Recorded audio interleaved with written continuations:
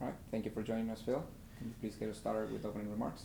Yeah, I think morning everyone, afternoon. Obviously we're coming off the back of a road trip. We give the players a couple of days off. It's my first road trip really, and the time difference and obviously the travel and stuff really took it out of everyone, and the efforts that we put into trying to win the game. So it's important now with the stage we're at of the season, and particularly the stage that the squad are at in terms of the amount of injuries that we have, that recovery is probably more important than the training, and mental energy, mental freshness is more important than overtraining a group of guys now that we're down to the absolute bare bones in terms of squad availability. We're literally waiting, or we'll have to wait to the very last minute on Figal, Gibbs, Gregory to see if they come through, and we just hope that our great medical staff can work miracles and get at least 2 out of the 3 fit for the game at the weekend, which is our game in hand, which is Redbulls' game in hand, which is the game in hand that we had from the called-off game earlier in the season.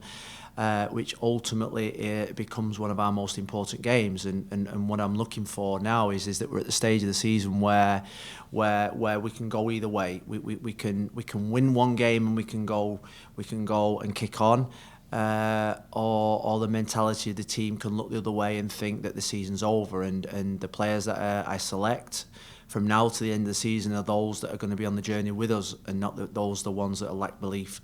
And I was really pleased with the performance levels in both the games, so I can't criticise the team for their performance levels. Just two a penalty and a set play goal, and ultimately a poor refereeing decision cost us a little bit of joy from the road trip. But we're under no illusions about the size of the task for the game at the weekend.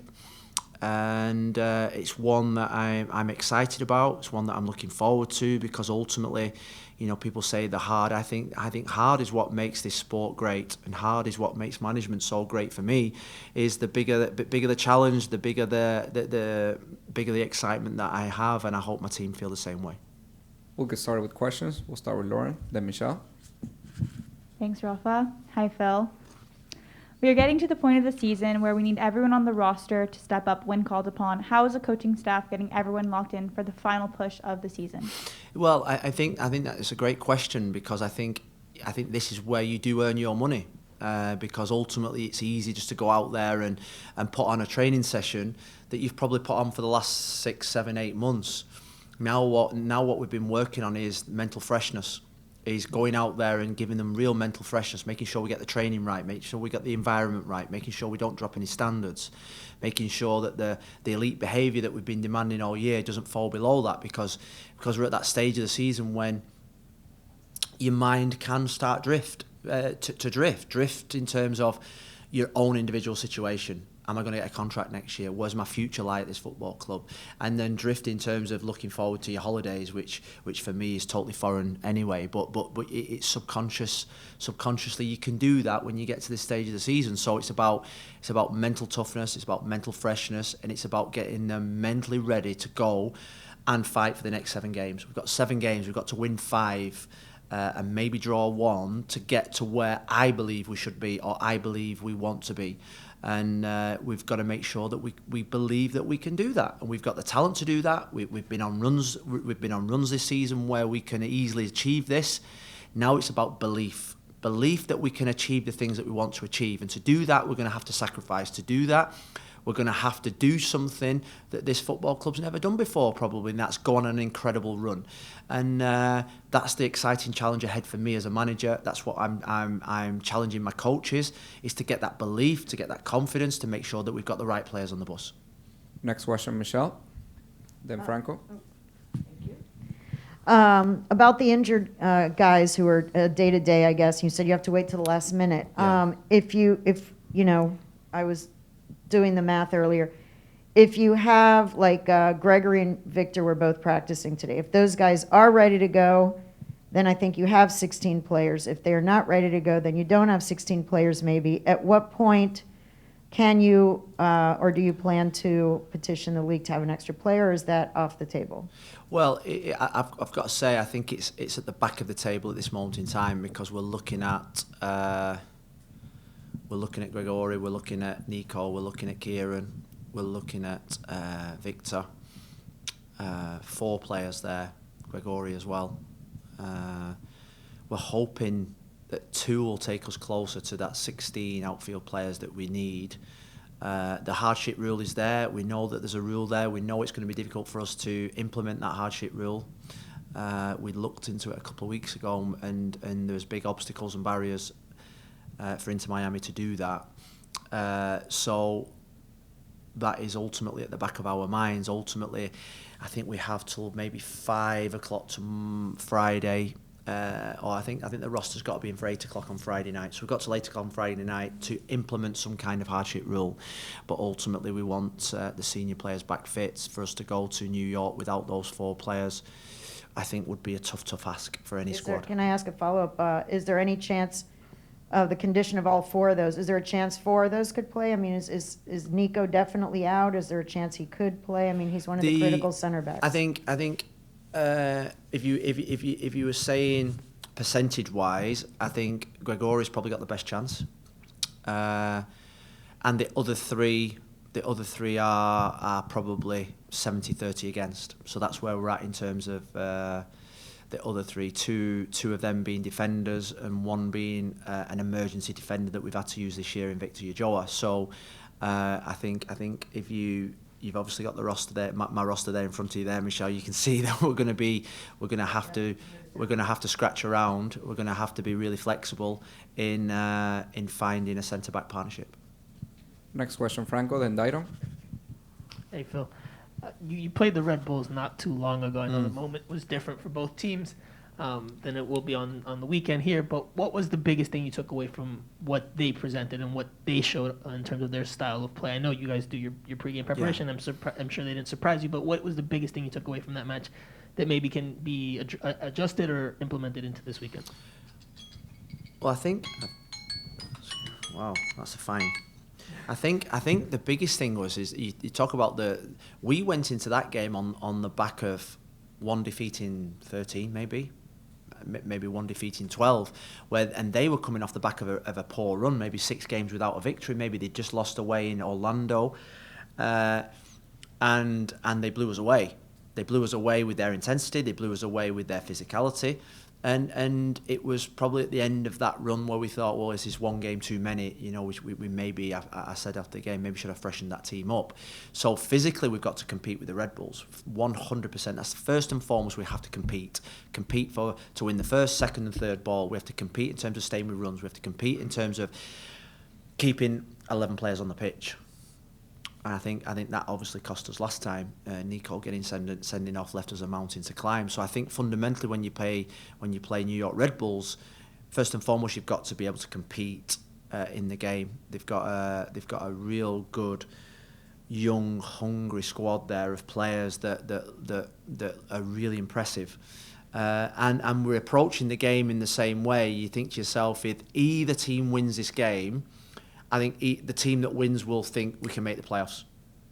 The team that loses has got a mountain to climb. So it's almost like a cup final. That's the way that I'm sort of like seeing it. It's a shoot off. It's a shoot off now. Whoever wins this game in hand will probably get the impetus to go on and give it a right good goal to get in the playoffs. And I think that's what makes Saturday's game so good.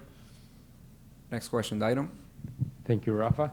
Phil, following up on Franco's question, that game against New York Red Bull here at home, it was a game where you had many difficulties to pass the midfield of New York Red Bull.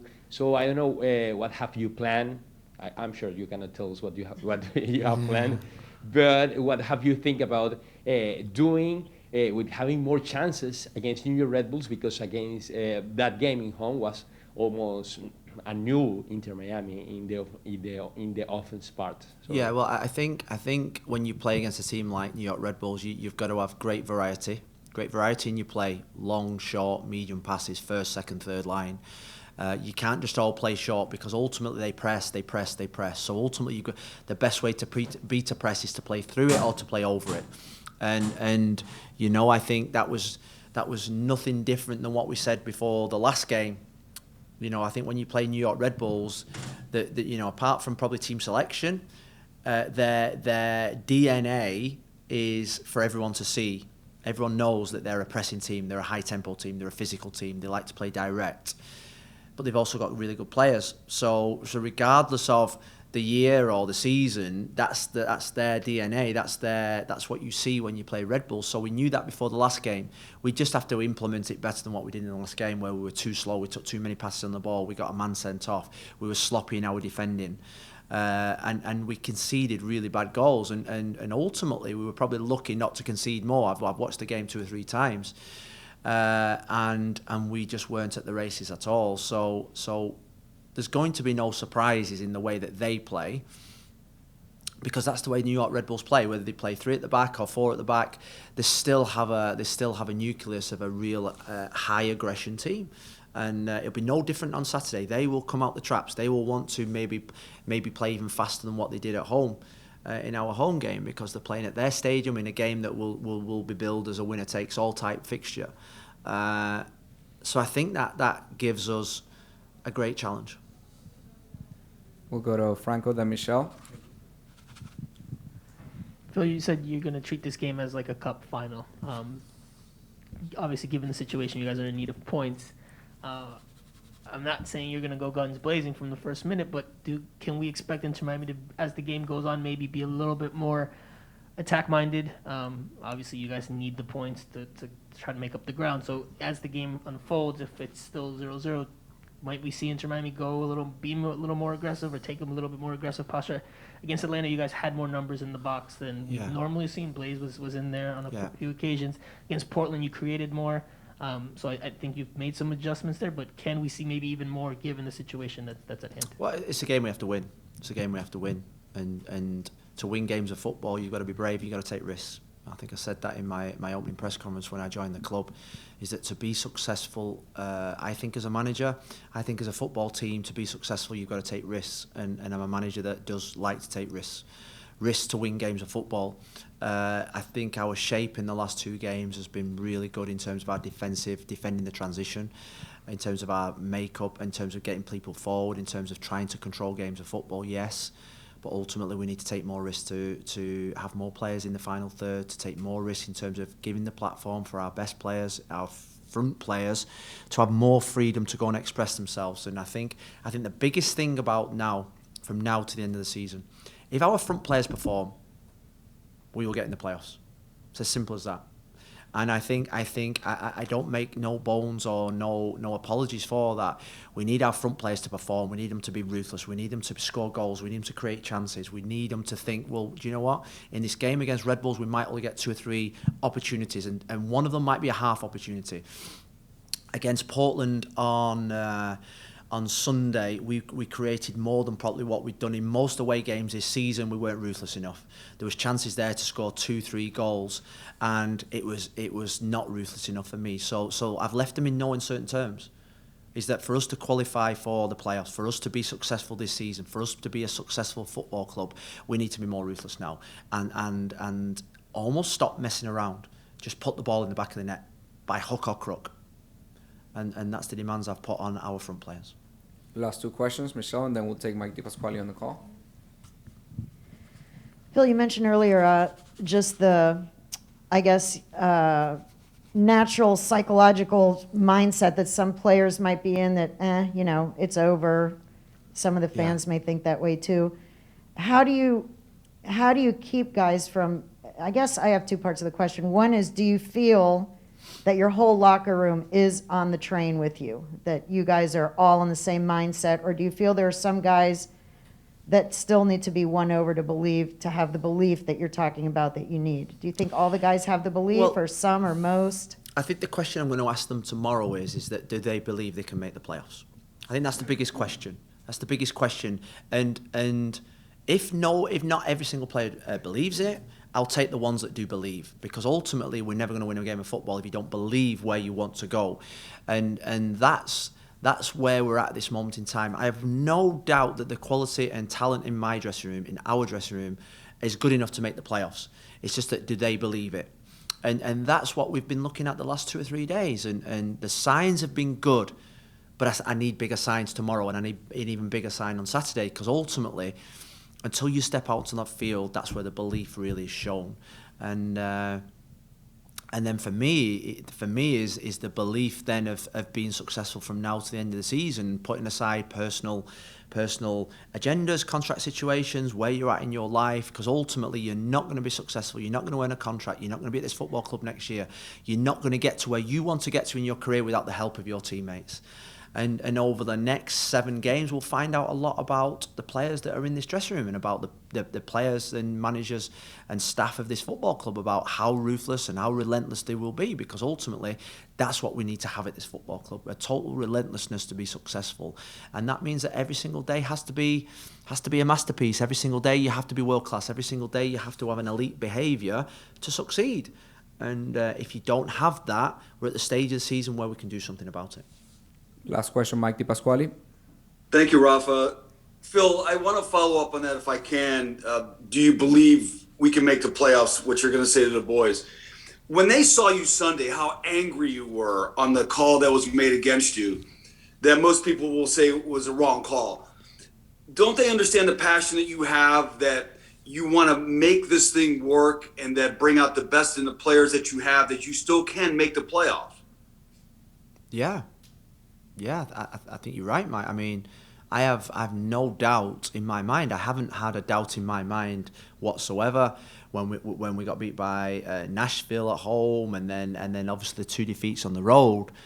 I have no doubt in my mind that if we can get this team playing like they did a month ago, then we can make the playoffs. And you know what? I think the biggest thing is if I didn't have belief, then I'm not the right man for this job, because I have to keep belief. I have to keep striving to get the belief into the whole of the club, not just to the players. It's the staff, it's the ownership, it's everyone has to have that belief, and we all have to be in it together. And we've got a really, really, really good team spirit. I saw it on the road trip. The spirit was fantastic.